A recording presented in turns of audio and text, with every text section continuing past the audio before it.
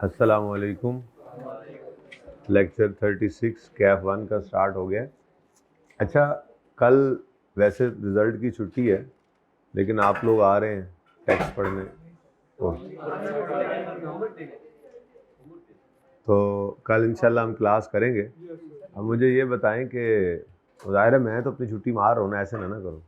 मुझे ये बताएं कि आपकी टैक्स की क्लास कितने में शुरू होती है? हैं? यानी कि कल हम लॉन्ग क्लास भी रख सकते हैं। 100 रुपया है? नहीं है ना, इसीलिए तो कह रहा हूँ, यही सोच रहा हूँ। अच्छा, ऐसे है, जब FAR का एक लेक्चर एक्स्ट्रा हो जाएगा और कॉर्पोरेट रिपोर्टिंग और MA पीछे रह जाएंगे, तो एंड पे भी ऐसे ही होगा। कुछ सारे पेपर्स इकट्ठे नहीं ख़त्म होते। जो चीज़ वैसे भी सिलेबस सिंगल एंट्री बिल्कुल निकल गया है और एक टॉपिक चेंज हुआ है, रेशो और IS 38, उस वजह से तकरीबन मैंने आपको बताया था 15 को लेक्चर वैसे भी आपको सहूलत मिली हुई है। तो हो सकता है बाकी जो है वो 20 जुलाई को ख़त्म हो रहे हों, आपका 15 को ख़त्म हो रहा हो। अगर बाकी 15 ख़त्म हो रहे हों, आपका 12 को ख़त्म हो रहा हो, तो 2-3 दिन वहाँ से भी निकल ही आने, और उस वक्त जाके वो टाइम सबसे ज़्यादा कीमती वही होना है। तो इसलिए ना कल क्लास कर लेते हैं। अब ये डिसाइड करते हैं क्लास के एंड तक के 9 से 12 करना है या 9 से 1 करना है या 9 से 10:30, ओ सॉरी 9 कह रहा हूँ, 8, आई एम सॉरी, टाइम अपना 8 से 12 करना है या 8 से 1 करना है या 8 से 10:30 ही रखना है जो नॉर्मल। ये हम डिसाइड कर लेते हैं, ठीक है? नहीं, 9 वाली बात नहीं होगी, जल्दी करना है तो कर लो, 7:30 7 ऐसे कर लेते हैं। फजर बहुत जल्दी हो रही है आजकल। अच्छा जी, सुने,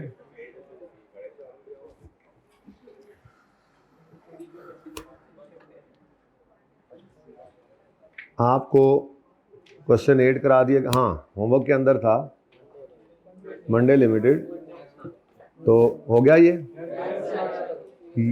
ही एक वर्किंग थोड़ी सी थी, इसको कराने की ज़रूरत तो नहीं है? अच्छा, और ये जो एक्सचेंज वाली ट्रांजैक्शन थी, इसमें कोई मसला तो नहीं? बिल्कुल कोई मसला नहीं है सवाल। अच्छा, ये 17 इंटू 1.8 करके मैंने कोई टाइम बताया था, नहीं बताया था? मैंने कहा था 25 मिनट में करना, कितने मिनट में हुआ? 20 में हो गया, कोई मसला नहीं हुआ।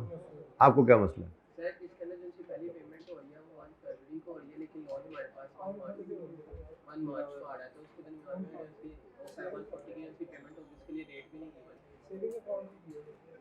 देखो भाई, वो कह रहा है 1 जनवरी को हमने कंस्ट्रक्शन शुरू की है और पहली पेमेंट 1 फरवरी को हो रही है, और लोन हमने लिया 1 मार्च से। तो 1 मार्च से लोन लिया है तो इंटरेस्ट भी 1 मार्च से ही आएगा। तो आप कह रहे हो 1 फरवरी वाली पेमेंट कहाँ से हुई है? मेरी बला से, जहाँ से हुई है।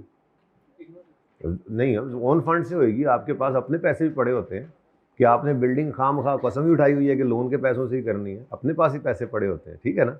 अगर उसने कोई बात नहीं बताई इस तरह की कि जी वो कोई जनरल लोन यूज़ हुआ है, या खुद से नहीं बताया कि ओन फंड यूज़ हुए हैं, तो नॉर्मल बात यही है कि आपने बिल्डिंग कंस्ट्रक्शन शुरू कर दी तो आपने पैसे कहाँ से लगाए होंगे? अपने जेब से लगाए होंगे, अपनी दराज में पड़े होंगे जी। और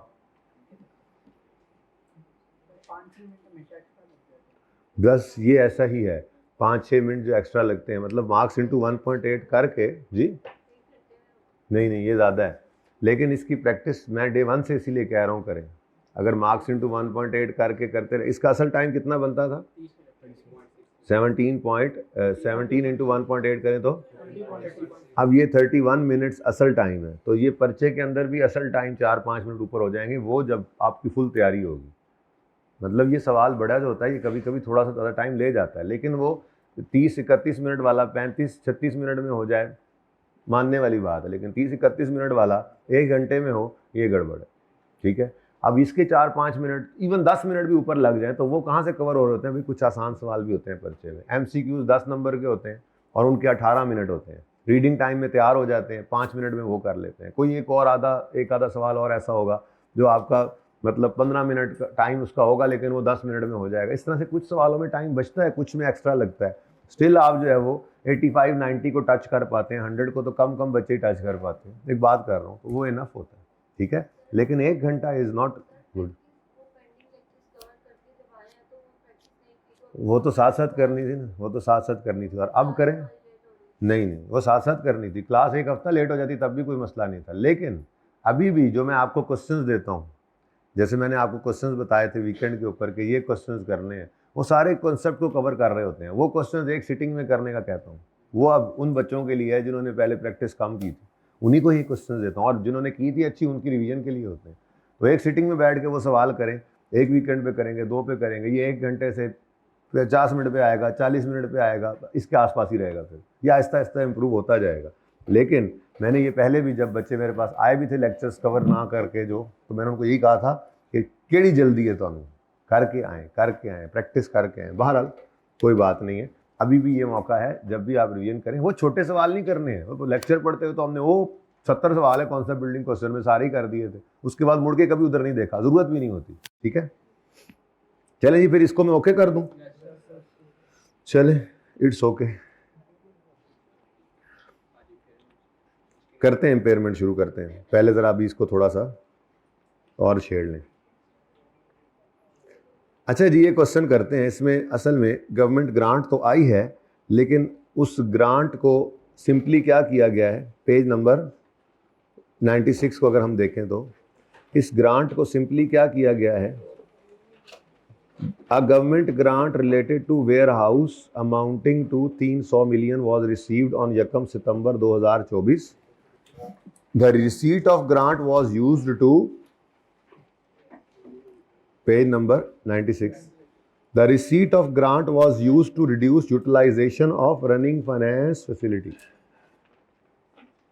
मतलब पहले जो जनरल लोन यूज़ हुआ होगा, अब आप मुझे बताएं, हमारा असूल क्या है कि जनरल लोन जिस दिन यूज़ हो जाता है कंस्ट्रक्शन में, उस दिन से जितनी अमाउंट यूज़ हुई उस पर जितना इंटरेस्ट बनता है। यानी देखो ना, जनरल लोन क्या है, यानी जैसे रनिंग फाइनेंस फैसिलिटी है मिसाल के तौर पे, ये क्या होती है, हमने बैंक से पैसे निकाल लिए और यूज़ कर लिए। अब बैंक से जब पैसे लिए हैं तो उसके ऊपर बैंक को क्या पे करना पड़ता है, इंटरेस्ट। हाइब्रिड वालों जाग रहे हो ना, उस पर क्या पे करना पड़ता है, इंटरेस्ट। अब हम ये कह रहे हैं कि ये इंटरेस्ट एसिडी कॉस्ट में इसलिए ऐड करो कि जनरल लोन का ये इतना हिस्सा ये इस बिल्डिंग के अंदर इस्तेमाल हो गया, लेकिन उसको फिर रोक देते हैं जब कंस्ट्रक्शन पूरी हो जाए। हालांकि लोन जब तक वापस ना हो इंटरेस्ट तो आता रहता है। अब एक बात तो ये थी। दूसरी बात, मिसाल के तौर पे हमारे सवाल में वो ये कह दे कि जी हमें मिसाल के तौर पे ये गवर्नमेंट ने ग्रांट दी है किसी वजह से, वो आगे पढ़ेंगे टॉपिक, गवर्नमेंट ग्रांट्स क्यों देती है अंडर डेवलप्ड एरियाज़ को डेवलप करने के लिए। तो गवर्नमेंट ने सपोर्ट किया, गवर्नमेंट ने ग्रांट दी है और हमने उस ग्रांट की अमाउंट से उस जनरल लोन की रीपेमेंट कर दी, यानी वो बैंक को क्या कर दिया, वापस। तो क्या फिर इंटरेस्ट चार्ज करना चाहिए जनरल लोन का उस वक्त भी? असूल क्या है, डेट ऑफ पेमेंट से वर्क कंप्लीशन तक, डेट ऑफ पेमेंट से वर्क कंप्लीशन तक। लेकिन उससे पहले अगर कोई प्रोग्रेस पेमेंट आई है, हमने उससे जनरल लोन रीपे कर दिया है, या गवर्नमेंट ने ग्रांट दी है और उससे हमने उस जनरल लोन को रीपे कर दिया है, तो क्या फिर भी डेट ऑफ पेमेंट से वर्क कंप्लीशन तक आते रहे? मिसाल के तौर पे हमने 200 मिलियन रुपए यूज़ कर लिया जनरल लोन से बिल्डिंग में, हमने ये पेमेंट की 1 मार्च को, और वर्क कंप्लीट हो रहा है लेट्स से 1 मार्च को हमने पेमेंट की आउट ऑफ जनरल लोन, और वर्क कंप्लीट हो रहा है 30 सितंबर को। हमारे पास यहाँ पे कहीं जो है वो 31 जुलाई पे गवर्नमेंट की तरफ से कुछ पैसे आए, हमने 200 मिलियन पे किया था यहाँ से जनरल लोन से। 31 जुलाई को गवर्नमेंट ने हमें 300 मिलियन की ग्रांट दे दी, हमने इसमें से 200 मिलियन पकड़ा और पकड़ के वो बैंक में वापस जमा करवा दिया, रनिंग फाइनेंस फैसिलिटी, या यूँ समझ लें आसान, बैंक को वो लोन वापस कर दिया। कौन सा लोन? वो जो हमने अपने प्रोजेक्ट में इस्तेमाल किया। अब असूल क्या था कि डेट ऑफ पेमेंट से वर्क कंप्लीशन तक इंटरेस्ट एसिडी कॉस्ट में ऐड करना है, लेकिन जब वो 200 वापस ही कर दिया, वो 200 मैं यहाँ पे 300 को यूज़ करके मैंने क्या किया, इस 200 को वापस कर दिया, तो क्या स्टिल उस पर इंटरेस्ट चार्ज होगा? इंटरेस्ट ही नहीं बचेगा। इसका मतलब फिर अगर ऐसी कोई सिचुएशन आ जाएगी तो कोई भी तरीका हो सकता है कैलकुलेशन का, मैं तो ये करूँगा कि मैं आपकी डेट ऑफ पेमेंट से रिटर्न डेट पर स्पेसिफिकली अगर वो कह दे कि ये जनरल लोन हमने इस अमाउंट से वापस कर दिया, तो इसका मतलब है उस इंटरेस्ट को कम कर लें। ये बात समझ आई है? ठीक है, इस सवाल बस इतना सही पॉइंट था, बाकी सवाल में कोई मसला होना कोई नहीं है। ठीक है, आप ज़रा जल्दी से इस 8 नंबर के सवाल को पढ़ें, ये सबसे रिसेंट सवाल आपकी किताब के अंदर ही है।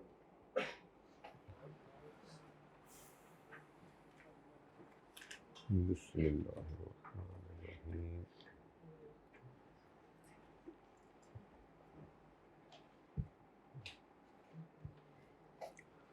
आप पढ़ें फिर मिलके पढ़ते हैं।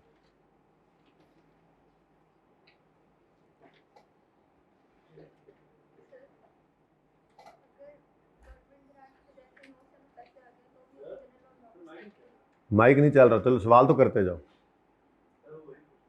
नहीं यार, जा सवाल तो पूछते जाओ। अच्छा भाई, आवाज़ क्यों कम आती है रोज़ यार? ये एक बार क्यों नहीं सेट? इस क्लास में कोई और क्लास होती है? नहीं ना होती, तो फिर इसको क्यों छेड़ते हैं हम रोज़? नहीं, कल से क्यों सेट किया हुआ है भाई? क्यों आवाज़ कम आ रही है? माइक भी चल रहा है। अच्छा, वापस देखे आओ वसीम इधर, और आवाज़ फुल कर दें, फुल बटा फुल। नहीं भागते कहीं पे। अच्छा जी, सही है अब? सही है? ओके। अच्छा जी, सवाल पढ़ा। रिक्वायरमेंट है borrowing cost to be capitalize, निकाल दो। ठीक है जी, निकाल देते हैं। ऑन यकम जनवरी 24, Lacoste limited commenced construction of a warehouse building. Below is break down of payments made to contractor. यकम फरवरी, यकम मई, यकम अक्टूबर, यकम दिसंबर, सारी पेमेंट्स हमारे साल में ही होगी। वैसे तो एक्सट्रैक्ट्स है नहीं। दीज पेमेंट्स वर फाइनेंस्ड, मतलब मसला हो पेबल का, लेकिन फिर भी पेमेंट्स हमारे साल में ही हो गई हैं। पता नहीं कंप्लीट कब हुआ है, अभी तक तो नहीं नजर आया। आगे पढ़ते हैं। These payments were financed through following sources: a long-term loan of 500 million carrying interest at 16% was obtained on Yakam January. The surplus funds from loan were invested in specific loan। आ गया। Withdrawals from running finance facility, general loan running finance facility में से withdraw करना है। मैंने आपको इसकी nature समझाई हुई है। रनिंग फाइनेंस नाम से ही जाहिर है। रनिंग फाइनेंस, रनिंग, जो जरूरत पड़ता है ले लेते हैं, जब पैसे आते हैं हम उसी में डाल देते हैं, तो वो हर वक्त ऐसे चेंज होता रहता है। रोजाना बैलेंस उसका चेंज होता है। रोजाना बैलेंस डे एंड के बैलेंस के ऊपर बैंक वाले जो इंटरेस्ट चार्ज कर रहे होते हैं। ठीक है, हर रोज के एंड में क्या बैलेंस है। ठीक है, अब विड्रॉल फ्रॉम रनिंग फाइनेंस, ये क्या है जी? General loan. ठीक है जी, और which carry the interest rate of 18%। This facility is also use for working capital change. कहता है कि ये, और वर्किंग कैपिटल कहते हैं कि ये जैसे रोजमर्रा के खर्चे होते हैं बिजनेस के। बिजनेस शुरू करना है ना आपने, तो आपने पैसे लेकर जाने हैं, जिससे सबसे पहले आपने कुछ कैपिटल इन्वेस्टमेंट करनी होती है। मसलन आपने एक दुकान बनानी है, तो उस दुकान की सबसे पहले आपने दुकान की सिक्योरिटी वगैरह दी, अगर रेंट पे भी लेनी है तो ये पैसे इकट्ठे लग गए। फिर आपने उसके अंदर जो है वो अपने डिस्प्ले वगैरह अलमारियां लगाई, ये पैसे भी लग गए। फिर अब बिल्डिंग तैयार हो गई, दुकान तैयार हो गई, आपने अब उसमें क्या डाला? सामान। अब ये सामान पैसों से खरीद के लाए। आपकी दुकान, उसकी दराज, उसकी अलमारियां, उसके एसी, ये तो फिक्स्ड एसेट्स है ना, लेकिन इन्वेंट्री तो आपने डाली है बेचने के लिए, यही कारोबार करना है आपने, ऐसा ही है ना। अब वो इन्वेंट्री पैसों की आई, अब वो इन्वेंट्री में आपका पैसा फंसा पड़ा है। मिसाल के तौर पे आपने 10 लाख रुपए की चीज़ें खरीद के दुकान में रख दी। अब ये 10 लाख रुपया आपके पास है, जो आपने सारे का सारा इन्वेंट्री में यूज़ कर दिया। अब दुकान पर चीज़ें पड़ी हैं, कुछ अरसे में बिकी, मसलन 1 महीने के अंदर वो चीज़ें बिकी, लेकिन उधार पे बिकी। अभी भी वो 10 लाख आपको वापस नहीं आया। फिर 1 महीने बाद अगलों ने उधार वापस किया, 2 महीने बाद, तो 3 महीने बाद कहीं जाके आपको वो 10 लाख खरीदा था आपने, वो 12, 13, 14 लाख की जितने की बेची थी, आपको प्रॉफिट समेत वापस आ गई। अब इस दौरान आपके मुलाजमों की तनख्वाहें तो वैसे ही, इस दौरान आपके बिजली के बिल तो वैसे ही आ रहे हैं, इस दौरान आपके दुकान का किराया तो वैसे ही आ रहा है। तो रनिंग फाइनेंस क्या, ये वर्किंग कैपिटल क्या है कि आपने ये जो रोजमर्रा के खर्चे, बड़े बड़े बिजनेस इस वजह से फेल हो जाते हैं। आपके पास 1 करोड़ था, आपने 1 करोड़ सारा लगा दिया और बिजनेस शुरू कर दिया, और 3, 4, 5 महीने, 6 महीने बाद जाके आपको आपका साइकिल शुरू होना है, तो आपके पास तो फिर अपने तनख्वाहें पूरी करने के लिए पैसे नहीं होंगे, तो आप वहीं से निकालना शुरू कर दो बिजनेस। तो बड़े बड़े बिजनेस वर्किंग कैपिटल को सही मैनेज ना करने की वजह से, अब वर्किंग कैपिटल मैनेजमेंट किसे कहते हैं? आपकी करंट लायबिलिटीज करंट एसेट्स से पे हो रही हैं। मतलब अगर आपका बिजली का बिल आया है, तो वो आप अपने डेटर से पैसे लेकर दें, या कैश में इन्वेंट्री बेच कर दें, ना कि आप अपने डिलीवरी व्हीकल को बेच कर दे रहे हो। ठीक है ना, घर का बिल आए तो प्लॉट बेच के तो नहीं अब्बा जी देंगे ना, पेमेंट नहीं करेंगे। ठीक है, वो फिर ओवर ट्रेडिंग कहते हैं इसको। तो वर्किंग कैपिटल क्या है? करंट एसेट्स से करंट लायबिलिटीज को मैनेज करना। अब वो यही कह रहा है कि ये हमने एक रनिंग फाइनेंस फैसिलिटी ली हुई है जिससे हम विदड्रॉ भी किया हमने इस प्रोजेक्ट के लिए, और वैसे भी हम बाकी वर्किंग कैपिटल नीड्स के लिए इसको यूज करते हैं। ठीक है जी, सही है, जनरल सी बात थी, इसकी कोई सिग्निफिकेंस नहीं। वैसे जरा आपको कॉन्सेप्ट दिया है कि वर्किंग कैपिटल मैनेजमेंट किसे कहते हैं, वर्किंग कैपिटल नीड्स किसे कहते हैं, वर्किंग कैपिटल क्या होता है। ठीक है जी, नहीं ये पढ़ लेंगे, ये रेशोज में पढ़ेंगे, अब रेशो आ गया ना, पढ़ेंगे। ठीक है, वैसे दरअसल तो सही मानों में इसको आप बिजनेस, ये फाइनेंशियल मैनेजमेंट के पर्चे के अंदर आप वर्किंग कैपिटल मैनेजमेंट को बाकायदा सीखते हैं। मतलब वहाँ पे जो जैसे फाइनेंस मैनेजर बनना है ना आपने कल को जाके, तो ये फाइनेंस मतलब कि ये सादा सी बात है। मैं मिसाल जैसे आपको दी थी कि आपको बिजली का बिल आ गया, अब आपने उसकी पेमेंट करनी है। ठीक है, आपके पैसे डेटर्स के पास पड़े, अब आपने क्या करना है, मैनेज करना है करंट लायबिलिटीज को करंट एसेट से पे करना। अगर आप फाइनेंस मैनेजर हैं तो अब आपके पास दो ऑप्शन है। ऑप्शन वन, डेटर्स को कहें जल्दी पेमेंट कर दो, कुछ डिस्काउंट देते हैं, डिस्काउंट अलाउ करते थे ना, settlement discount. Option two, bank से जाके लोन ले लें और ये short term loan running finance और पे कर दें अपने बिजली का बिल को। अब यहाँ पे आप वो उस पर्चे में, फाइनेंशियल मैनेजमेंट के पर्चे में आप फिर ये डिसीजन मेकिंग वहाँ पे सीखेंगे। फिर आप कंपेयर करेंगे कि अगर हम डेटर को डिस्काउंट देते हैं तो कितना डिस्काउंट एक्सपेंस है, और अगर बैंक से हम लोन लेते हैं तो उस पर कितना इंटरेस्ट एक्सपेंस है, कंपेयर करके देख लेंगे। अगर डिस्काउंट कम देकर काम चलता है तो डिस्काउंट देंगे, उससे पैसे लेंगे और क्रेडिटर को पेमेंट कर देंगे, बिजली का बिल को पे कर देंगे, सैलरीज पे कर देंगे। और अगर हमें लगेगा नहीं डिस्काउंट से ज़्यादा नुकसान हो रहा है तो बैंक से लोन लेके, तो इसको कहते हैं फाइनेंशियल मैनेजमेंट, ये होती है। ठीक है ना, तो वर्किंग कैपिटल नीड्स, बहरहाल ये वर्किंग कैपिटल रेशियोज हमने पढ़नी है इंशाल्लाह, रेशियो के टॉपिक के अंदर पढ़ेंगे, थोड़ा और आइडिया हो जाएगा। Government grant related to warehouse amounted to 300 was received on 1 सितंबर। अब पता नहीं जनरल लोन में से पेमेंट किस दिन होनी है, लेकिन जिस दिन होनी है उस दिन से लेकर 31 दिसंबर तक जहां पर कंस्ट्रक्शन कंप्लीट हो रही है, ये क्या होनी चाहिए, ये इसका इंटरेस्ट, जनरल लोन का इंटरेस्ट क्या होना चाहिए, कैपिटलाइज। लेकिन बीच में क्या हो गया, एक गवर्नमेंट ग्रांट आई है 300 की, और उससे क्या कर दिया है, receipt of grant was used to reduce the utilization of, वो नेगेटिव में बैलेंस पड़ा था ना, वो आपने जितना इस्तेमाल कर लिया होगा वो नेगेटिव में पड़ा होगा, तो उसको जाके अब मिसाल के तौर पे 300 की ग्रांट आई है और अगर आपने 200 रुपये वहाँ पे किया हुआ था तो 200 उधर, बाकी 100 अपने पास पड़ा रहेगा। अगर 300 की ग्रांट आई है और पहले उधर से 400 पे किया हुआ था तो फिर 300 वहाँ से कम हो जाएगा, 100 पे फिर भी इंटरेस्ट लगता रहेगा। ये वाला काम है बस करना। ठीक है, ये कुछ समझ आ रहा है, बाकी सवाल में आ जाएगा। A legal dispute arose regarding land ownership rights and the construction work was completely halted from 1 June due to court order। तो ये क्या है जी, 1.5 माह, 1.5 मंथ जो है वो नॉन रूटीन सस्पेंशन है। तो समझाई तो ये लेक्चर नहीं लिया, ध्यान नहीं दिया था, क्या समझाऊं इसमें आपको, मुझे कहीं अज्यूम नहीं करनी। आप अगर आपके, मुझे ये बताएं, आपके साथ वाला घर जो बना था उस पे अगर ये केस हुआ था, ये उसी का केस है, तो क्या ज़रूरी है कि आप वाले घर पे भी ये वाला केस होगा? तो ये 1.5 महीना हर बिल्डिंग, हमारे पूरे शहर की हर बिल्डिंग में 1.5 महीना केस चलता है, तब जाके कंप्लीट होती है। इस केस के बगैर बिल्डिंग बन ही नहीं सकती, ऐसा ही होता है। तो फिर ये रूटीन नहीं है।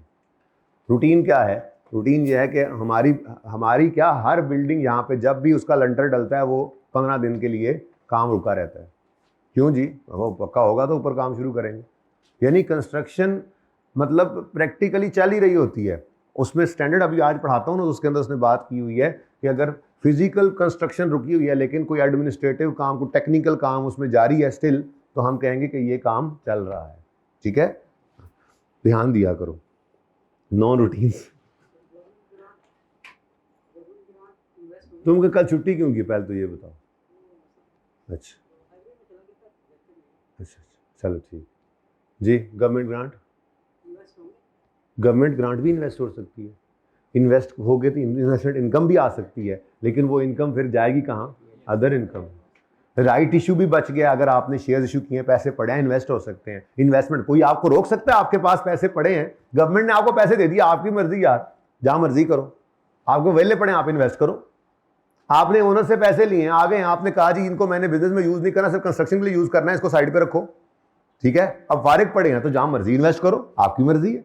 और जो इनकम आएगी वो कोई मदर का रेट आपसे नहीं ले सकता, आपकी है, वो इन्वेस्टमेंट इनकम आपकी है। लेकिन यहां पर borrowing cost to be capitalized वाली वर्किंग में सिर्फ कौन सी लानी है, स्पेसिफिक लोन के सरप्लस फंड वाली इन्वेस्टमेंट इनकम माइनस हो सकती है, ठीक है। बाकी वो भी उस अरसे की जिस अरसे में इंटरेस्ट कैपिटलाइज हो रहा था, पता है ना। बाकी कोई भी इनकम आए आ सकती है, कोई भी सरप्लस फंड हो सकता है इन्वेस्ट, लेकिन वो चला कहां जाएगा, अदर इनकम में। Got it? अच्छा चलो जी, अब ये तो पता लगेगा ना अभी हमें कि हमने कितने पैसे आए हैं और कितने पे किए हुए थे, तो ये सारी बात हम देख लेते हैं इंशाल्लाह, ठीक है।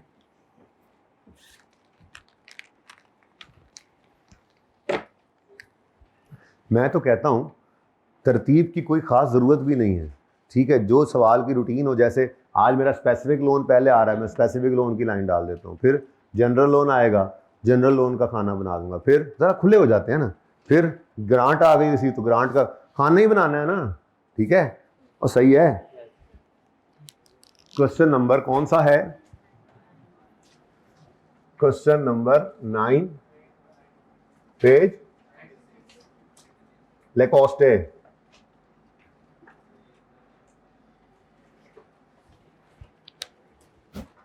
यार तुमने देखा था, ये तो कोई बात नहीं, देख के कैश नहीं करते होते पाकिस्तानी कौम जी। क्या रिक्वायरमेंट है जी? Borrowing cost to be capitalized. अच्छा, अब इसमें मेरे बच्चों, इसमें 3 ही चीजें हैं, चौथी कोई नहीं है। मुर्गे की 2 ही टांगे, तीसरी है ही नहीं, क्या करें? है जी, लड़ाई कर रहे हो आप जी बेटा।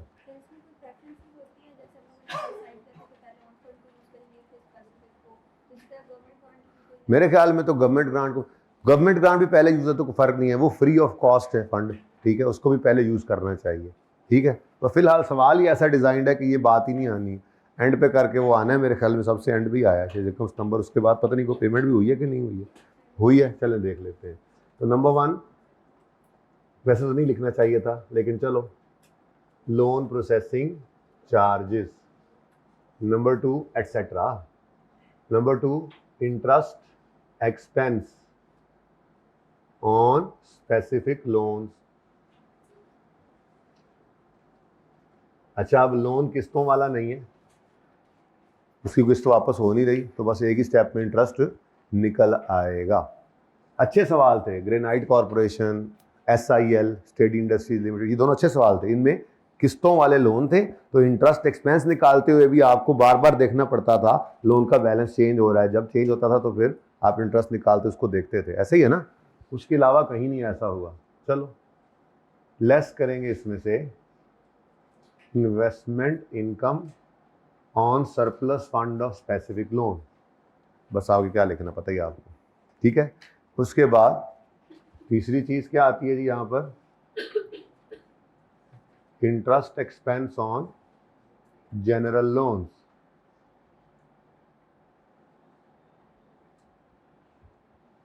लेश, बस ये 3 चीजें ही हैं, ठीक है। रुपीज इन मिलियन है सवाल।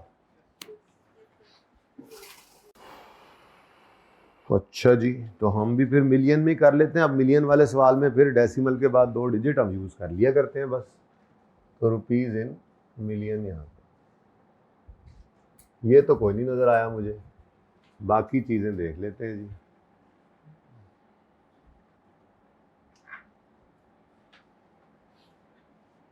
अब इंटरेस्ट एक्सपेंस स्पेसिफिक लोन का ना सबसे आसान होता है, क्योंकि उसका रूल है कमेंसमेंट सिजेशन से स्टार्ट, कमेंसमेंट लेटर ऑफ से स्टार्ट और सिजेशन पे रोकना होता है। और चूंकि सवाल में नॉन रूटीन सस्पेंशन आ रही है, इसलिए बस फ्रैक्शन लगाते हुए थोड़ा सा फासला छोड़ दीजिएगा और मंथ्स बाद में या साथ साथ भी लिख सकते हैं। बिल्लू निकाल दो यार, और लाल भी निकाल दो।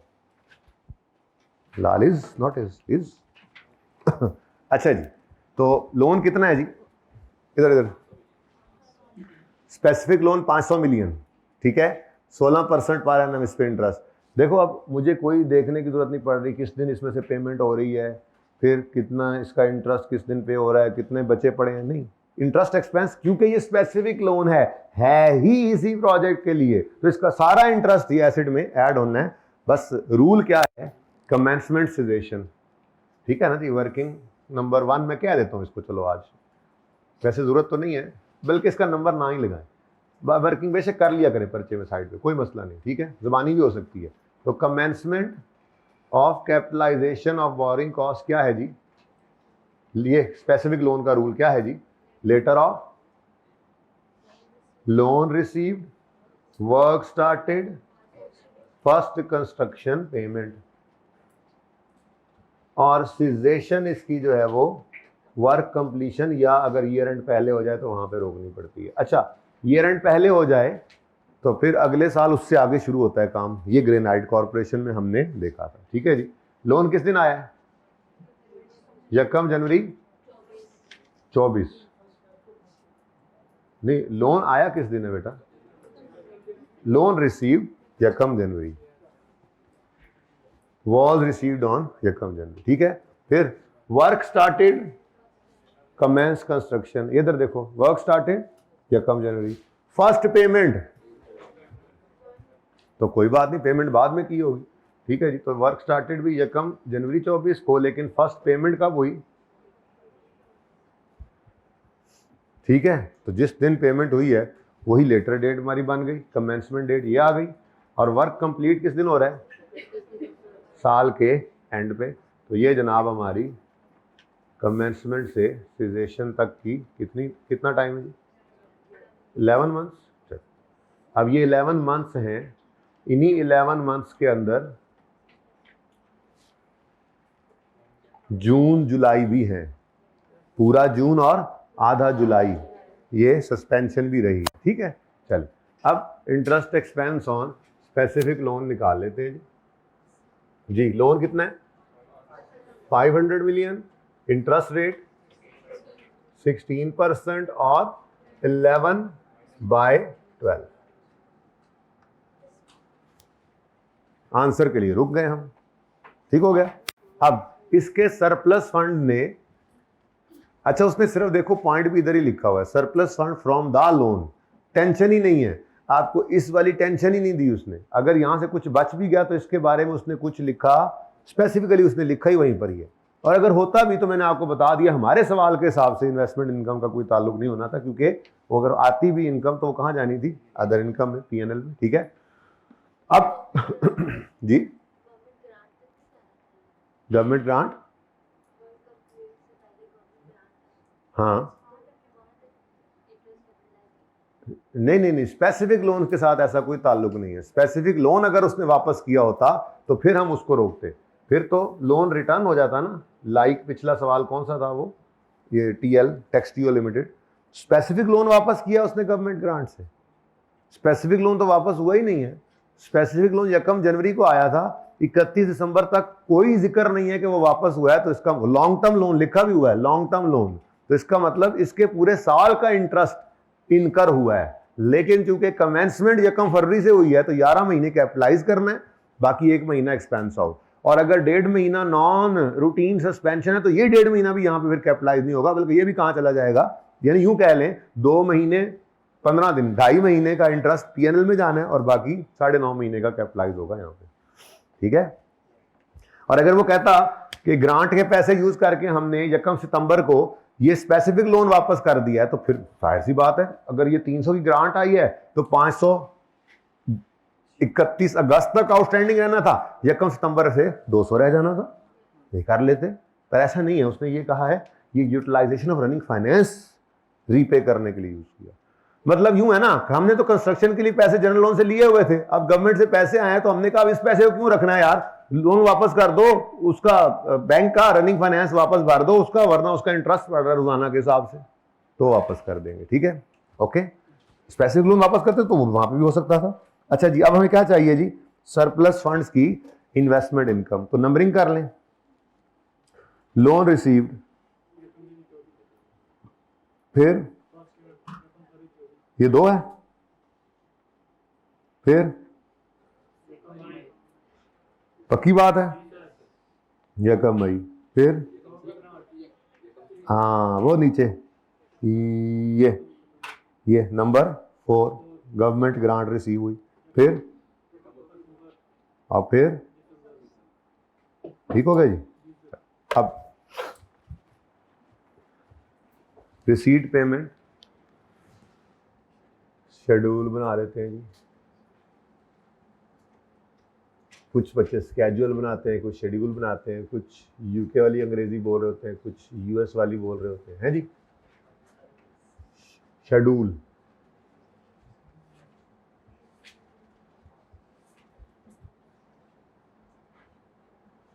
Date, description, specific loans,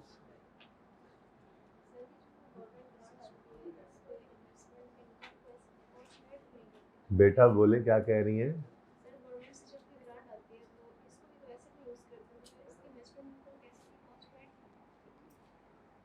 asset की कॉस्ट में ऐड क्यों नहीं करते? नहीं, गवर्नमेंट तो जनरल लोन भी तो इधर यूज हो रहा था, फिर अगर वो सरप्लस पड़ा है तो गवर्नमेंट ग्रांट उन्होंने सपोर्ट करने के लिए दे दी है बेटा, लेकिन हमारा I-23 कहता है कि इन्वेस्टमेंट इनकम अगर सरप्लस फंड की है तो वो एसेट की कॉस्ट में से माइनस करो। ऐड तो नहीं बोलना चाहिए था, माइनस कहना चाहिए था। लेकिन ग्रांट के बारे में ऐसी कोई बात नहीं कह रहा, बल्कि ग्रांट को यूज़ करके हम अपनी प्रोग्रेस पेमेंट्स जो है या ग्रांट की अमाउंट जो है वो हमारी इस एक्सपेंस को जो हम कैपिटलाइज कर रहे थे इस एक्सपेंस को कम कर देती है, जो पेमेंट की है उसको कम कर देती है यहाँ से रिसीट पेमेंट के अंदर। देखते हैं अभी, ठीक है। उसका इन्वेस्टमेंट इनकम अगर आई भी है तो उसको हम एसेट की कॉस्ट में से माइनस नहीं कर सकते, अदर इनकम में ले जाएंगे, ठीक है। अभी पढ़ते भी हैं जाके स्पेसिफिक लोन, इनका बैलेंस, उसके बाद general loans.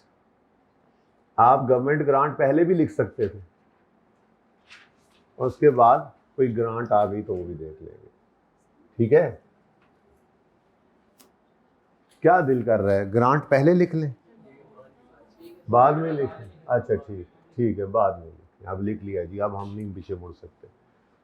General loan running finance हो तो कभी भी बैलेंस लिखने की ज़रूरत नहीं है। रनिंग फाइनेंस का कौन सा बैलेंस होता है, वो तो पेएबल ही होता है, हमारे पास कोई नहीं बचा पड़ा होता। और भाई कह रहे हैं जी हमने गवर्नमेंट ग्रांट रिसीव की है और उसको यूज़ करके, इसकी ज़रूरत नहीं थी यहाँ पे लिखने की, लेकिन फिर भी मैंने लिख दिया। अब नंबरिंग, 1 जनवरी 2024 पर लोन रिसीव हुआ है 500, और ये 500 का 500 इन्वेस्ट हो जाएगा और 1 महीने की इन्वेस्टमेंट इनकम पीएनएल में जाएगी, ऐसे ही है ना। फिर नंबर 2 किस पे लगा हुआ है, फर्स्ट पेमेंट कितनी हुई है, तो 1 फरवरी 2024 पे फर्स्ट कंस्ट्रक्शन पेमेंट हो गई, कितनी, 300 पे हो गया, तो बाकी क्या बच गया, ये 200 अब इन्वेस्ट हो जाएगा। अब चूंकि capitalization of interest expense commence हुआ है तो माइनसिंग ऑफ इन्वेस्टमेंट इनकम भी होगा इस वर्किंग में, ठीक है। जाग रहे हैं ना सारे? एवं यार मैंने कहा capitalization of, commencement of capitalization चूंकि हो चुकी है तो माइनसिंग ऑफ इन्वेस्टमेंट इनकम भी होगी इधर वर्किंग में। तो नई बात तो नहीं बोली, ऐसी माइनसिंग का लफ्ज नहीं आता। अच्छा नेक्स्ट जी, हर कोई अपने हमसाये को चेक कर ले कौन कौन सो रहा है। 1 मई 2024 पर 450 रुपये पे हुए, 1 मई 2024 पे सेकंड कंस्ट्रक्शन पेमेंट जी, 200 का बैलेंस, ओ ये तो ज़्यादा आ गया, बिल तो ज़्यादा आ गया, तो 450 मिलियन है। अब इस 450 मिलियन को पे करने के लिए पहले यूज़ किया हमने स्पेसिफिक लोन और बाकी ये ज़ीरो हो गया, बाकी 250 हमने पे कर दिया जनरल लोन से। अब 1 मई 2024 से यूं करके लाइन लगाते थे ना, 31 दिसंबर, वैसे अभी तक अगला पॉइंट ना पड़े तो 31 दिसंबर 2024 तक का जनरल लोन का इंटरेस्ट भी कैपिटलाइज होना।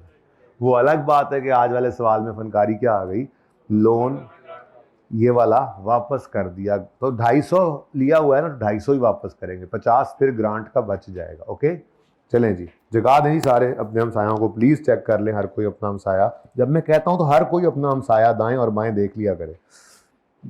इसमें कोशिश ये होती है कि सोए हुए बच्चे का भी पर्दा रह जाए, मेरा मकसद ही पूरा हो जाए है। तो कर लिया करें प्लीज़। जब मैं कहा करूँ ना अपने हमसाये को देख लें तो ऐसे ऐसे चेक कर लिया करें, ठीक है।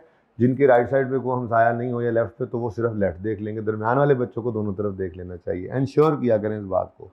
अच्छा जी, अपने आप को भी देख लिया करें। अच्छा, लॉन्ग टर्म लोन, अच्छा कहाँ पहुँचे, यकम मई हो गया। अब उसके बाद यकम सितंबर, a government grant related to warehouse amounting to 300 was received on यकम सितंबर 2024। The receipt of grant was used to reduce the utilization of running finance facility. अब इधर देखो, किस दिन, यकम सितंबर 2000, इधर देखना जरा, गवर्नमेंट ग्रांट रिसीव्ड। अब जो ये रिसीव हुई है तो हमने क्या कहा है जी, इसने क्या कर दिया, इसने इस 250 को वापस कर दिया। अब देखो ना, हमने 250 निकाला था, ऐसे ही है, निकाला था जनरल लोन से। अब ये जा रहा था, किधर जा रहा था, 31 दिसंबर की तरफ। ये जा रहा था इंटरेस्ट 31 दिसंबर की तरफ, कि यहां पर ब्रेक लग गई। यहां पर जब ब्रेक लग गई तो फिर ये वाला इंटरेस्ट आगे कैपिटलाइज नहीं करना। अब यकम मई से, मई, जून, जुलाई, अगस्त, 4 महीनों का जनरल लोन का इंटरेस्ट कैपिटलाइज हो जाना है, और बाकी 50 जो है वो ग्रांट का बैलेंस आ जाएगा, पॉजिटिव आ जाए, कोई मसला नहीं जी। यस, नेक्स्ट नंबर 5 क्या है, यकम अक्टूबर पे 290, यकम अक्टूबर थर्ड कंस्ट्रक्शन पेमेंट कितनी है बच्चों। अच्छा, अब बच्चे कह रहे हैं जी पहली प्रेफरेंस ना हमने देनी है ग्रांट को, दे ले। थर्ड कंस्ट्रक्शन पेमेंट हुई है कितनी, तो ये 50 चला जाएगा, ठीक है। अब स्पेसिफिक लोन से पे कर दें, है ही नहीं, फिर वापस इधर ही आ गए, कितना, ओहो ये तो लिखा ही नहीं, कितनी है जी पेमेंट, 290 मिलियन रुपए। तो अगर ग्रांट यूज हो गई तो बाकी 240 जो है वो फिर इधर आ, लो जी। अगर ये बीच में ना आता और यहां से सारी 200 अगली पेमेंट, अगर ग्रांट ना आती तो क्या होता, ये किसी भी तरह वर्किंग कर सकते, मैंने तो कैलकुलेशन करनी थी। अगर ये ग्रांट बीच में ना आती तो क्या होता, 250 31 दिसंबर तक जाता, और 290 फिर इस दिन पे होता, और वो यकम अक्टूबर से 31 दिसंबर तक जाता। तो बेसिकली क्या हुआ है, उस 300 मिलियन ने आके थोड़ा सा इंटरेस्ट बचा लिया आपका, देख लो कैसे बचाया। इस 250 पर सितंबर, अक्टूबर, नवंबर, दिसंबर 4 महीने का इंटरेस्ट ये बच गया, और यहाँ पे 290 में से 50 का बच गया, क्योंकि वो हमने वहाँ से निकाला ही नहीं, वो अपनी ग्रांट यूज़ कर ली, ठीक है जी। उसके बाद आखिरी पेमेंट कब हुई, यकम दिसंबर 2024 पर फोर्थ कंस्ट्रक्शन पेमेंट जी, ये कितनी है। अच्छा, ये बैलेंस बनाना है इस तरह से या ठीक है, ये समझ आ रही है। यहाँ पे लिखूं, बैलेंस लिखने की जरूरत तो नहीं है ना, गवर्नमेंट ग्रांट उसका बैलेंस 50 बचा, फिर 50 गया, ठीक है ना, बस जिसका बैलेंस चाहिए मुझे, मैंने वो लिख लिया ना। अगर वो खामखा कह देता कि जी टैक्स बना रहे हैं, और कहता कि ग्रांट का भी बैलेंस हमने इन्वेस्ट किया है, तो फिर हम मजबूरी में इसको बना लेते, कोई मसला नहीं था। जरूरत नहीं है ना, जरूरत नहीं, पहले इसको दे देते जी, पर फर्क नहीं पड़ता, वैसे सवाल ऐसा वैसे बनाते हैं जी। 1 गवर्नमेंट ग्रांट एक तरह से आपका अपना ही फंड बन जाता है ना, गवर्नमेंट कुछ शर्तें लगा के वो पैसे आपको ही दे देती है, और आपको वो IS-20 में पढ़ाऊंगा, रीजनेबल एश्योरेंस अगर हो कि आप वो शर्तें पूरी कर लेंगे तो आप उस ग्रांट को रिकॉर्ड कर लेते हैं, तो वो फिर आपका ही पैसा है, ठीक है। तो इसलिए उसको पहले नंबर पे रख लिया करो। गवर्नमेंट ग्रांट का अगर पैसे आए हैं, राइट इशू से पैसे आए हैं, ओन फंड्स यूज़ करने हैं, पहले कर लेते होते हैं। राइट इशू वाले ज़रा पहले होते हैं, ओन फंड्स तो वैसे ही पड़े होते हैं ना जी।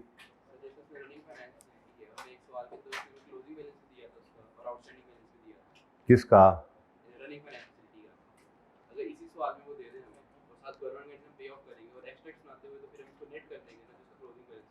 जी नहीं, क्लोजिंग बैलेंस नेट नहीं करेंगे। क्लोजिंग बैलेंस आपको देता है जो बैंक स्टेटमेंट में क्लोजिंग लिखा होता है एज ऑन 31 दिसंबर, नेट क्यों करेंगे?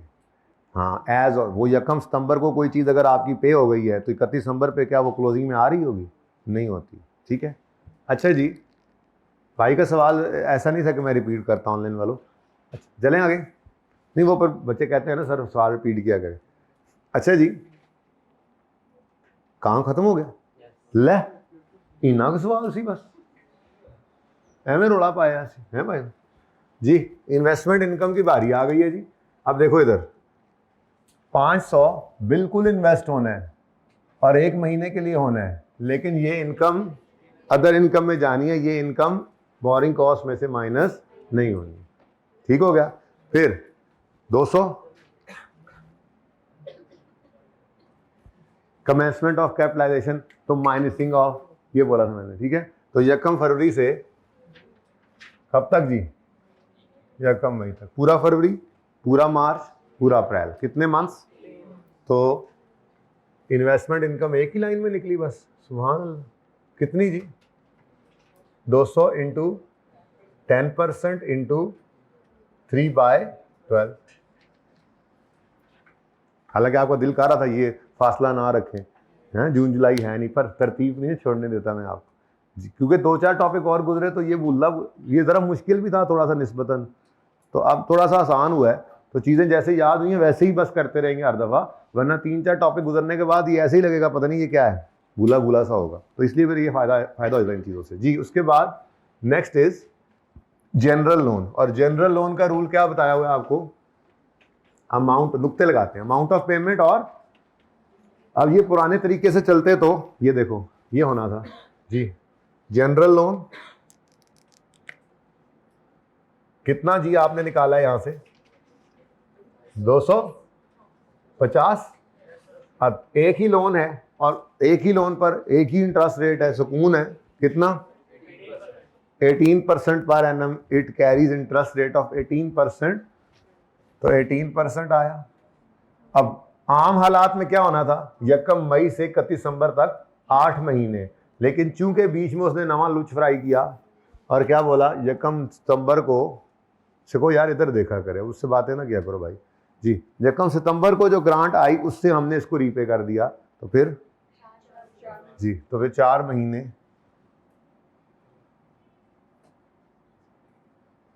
ठीक है जी। 7 मंथ्स ही नहीं लिखे, ये कौन से 11 महीने थे?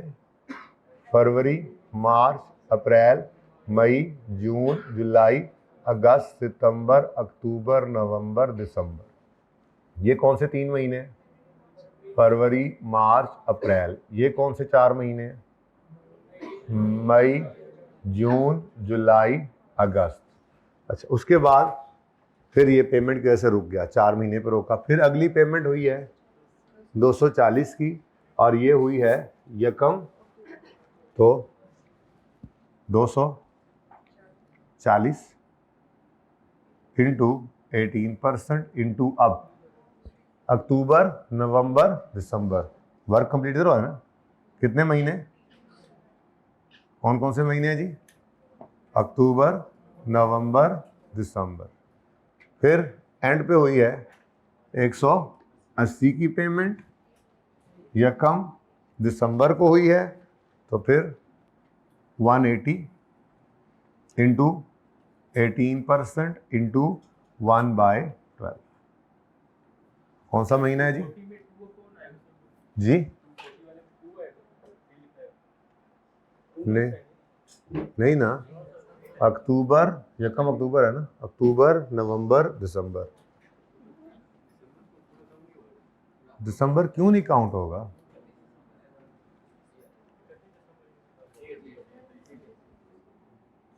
गाड़ी वही थी, पिछली गाड़ी, वो उसमें सड़क टूट गई, उनको वापस भेज दिया हमने, पुल तोड़ दिया था, बम मार दिया था उन्होंने, रास्ता बंद हो गया था। ठीक है ना, ये बाकी अगला जो है ना, ये अगले रास्ते खुले हैं। अच्छा जी, अब क्योंकि सस्पेंशन है, नॉन रूटीन है, तो नजर आ रहा है आपको कौन कौन से मंथ्स हैं जी?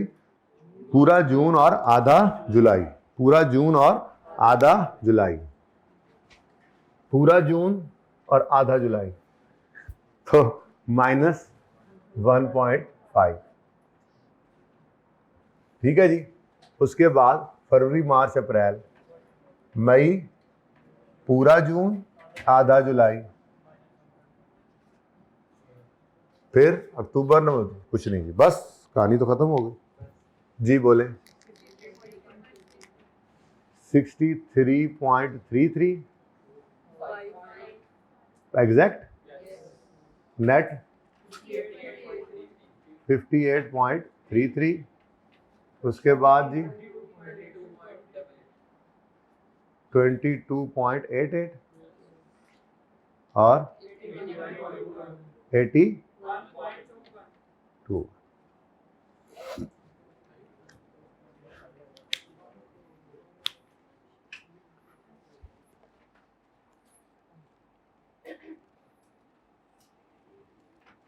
सही है, सोल्यूशन में तो 80 है।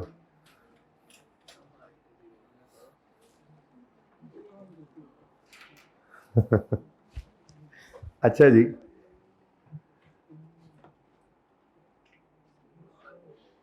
भाई ये 7वां सवाल कर लिया था? कितने बच्चों ने किया था इसको? याद तो नहीं करना था। अच्छा, अपने अल्फाज में लिख लेना था इसको। 6 हो गया, 5 हो गया, 4 हो गया, जितनी परसेंट आपकी किस्मत खराब हो। मतलब आ जाते हैं, कोई 8-10 नंबर के तो आने चाहिए मेरे ख्याल से हर दफ़ा में। नहीं, अब किसी टाइम में अगर एक टॉपिक में से वो पूछ ले ये चीज़ तो 7-8 नंबर का आ गया ना, तो हम करेंगे इंशाल्लाह इसको। गवर्नमेंट ग्रांट में ज़्यादातर करता है वो टेस्ट, बाकी थोड़ा बहुत तो हर एक टॉपिक में पूछ सकता है। लेकिन आप यही वाला तो एटीट्यूड है जो परेशान करता है मुझे और आप लोगों को भी। ना करें शार, ना करें, कैसी बात कर रहे हैं आप भी, क्या मतलब?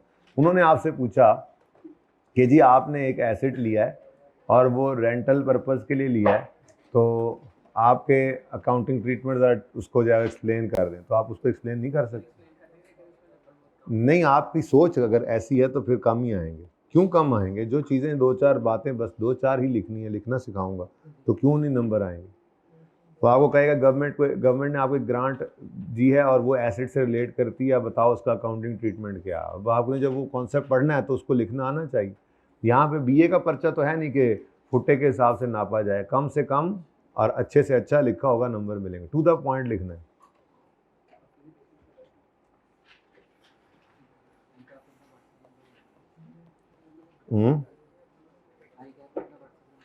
आई के अपना व्हाट्सएप नंबर दे दिया, जवाब भी देते हैं, चेक कर लेना, कुछ दिन देंगे। हाँ अच्छा है यार।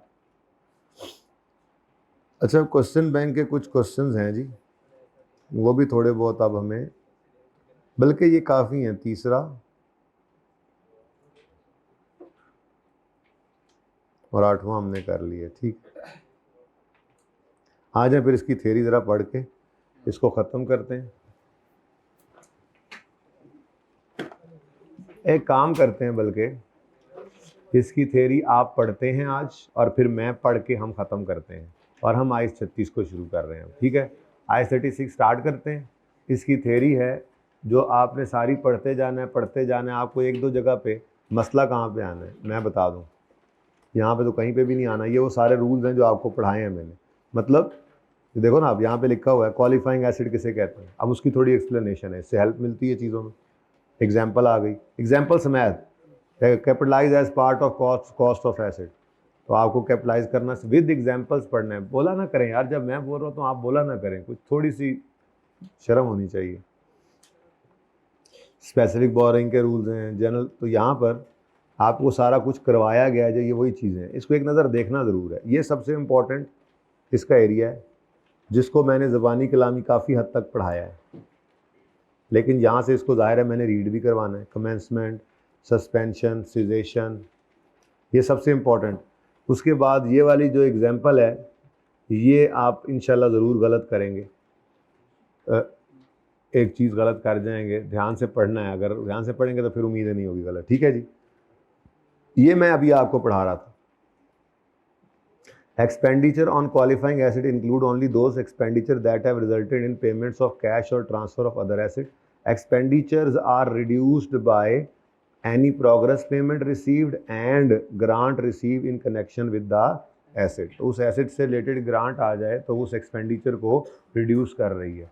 अब एक्सपेंडिचर को रिड्यूस कर रही है का मतलब क्या है, अगर कंस्ट्रक्शन कॉस्ट भी हम एसेट की, अब वो असल में गवर्नमेंट ग्रांट का टॉपिक अभी पढ़ा नहीं हुआ, जब पढ़ेंगे तो वहाँ पे मैं एसेट रिलेटेड ग्रांट आपको सिखाऊंगा कि जब कोई एसेट से रिलेटेड ग्रांट रिसीव करते हैं तो वो एसेट की कॉस्ट में से नेट कर सकते हैं हम, एक ऑप्शन ये भी होता है, और दूसरा होता है कि उसको अलग रिकॉर्ड कर सकते हैं।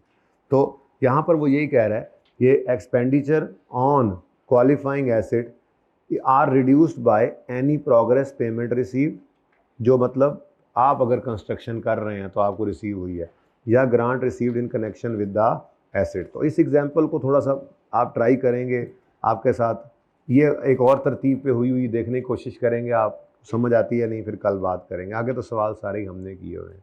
तो ये पढ़ने के बाद आज लेक्चर कौन सा है जी? हाँ, आज लेक्चर 6 है, 30 वाला। इसका होमवर्क जो है ये सारी रीडिंग करनी है। अच्छा, इसके साथ अभी मैंने इसमें थोड़ा टाइम लगाना है, मेरा इस पर अभी आधा घंटा पौना घंटा लगेगा। जाहिर है कुछ चीज़ें बीच में समझानी है, एक दो एग्जांपल समझानी है, और स्टार्ट वाला सफ़ा थोड़ा अहम है, उस पर कुछ एग्जांपल्स हैं, कुछ कॉन्सेप्ट्स हैं, और एंड वाला सफ़ा अहम है। ये तो मैंने पढ़ाना ही है, लेकिन आपने सारा पढ़ना है। पेज नंबर बताएं कहाँ से कहाँ तक है थेरी वाला? Page number 50 to 57। बस रीड ओनली, और उसके बाद ऑल MCQs। बाकी मैं इंशाल्लाह कल वीकेंड है तो उसके लिए फिर आपको रिवीजन प्लान जो दूंगा उसमें वो सवाल रखे रखूँगा जो ऑलरेडी आपने किए हुए हैं। कोई एक आधा उसमें से निकाल के कोई एक आधा और डाल भी सकता हूँ। IS 16, IS 40, और उसके बाद कोई IS 40 का भी टेस्ट वाला सवाल डिस्कस करना था, याद नहीं कराते हो आप लोग। चलें खैर, फिलहाल ये तो होमवर्क लिख लेना जी। पहले अब जल्दी से करना लें IS 40 वाला सवाल।